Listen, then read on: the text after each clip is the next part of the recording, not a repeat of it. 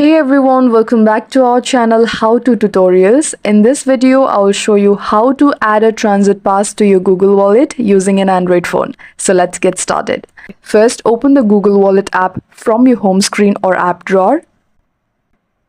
On the main screen, tap the Add to Wallet button, usually a plus sign or labeled at the bottom. From the list of options, select Transit Pass. Here, you will see a list of supported transit systems and cities.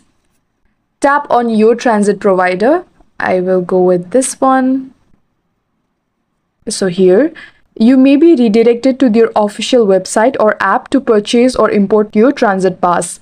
Once you have purchased or selected your pass, tap Save to Google Wallet or Add to Wallet.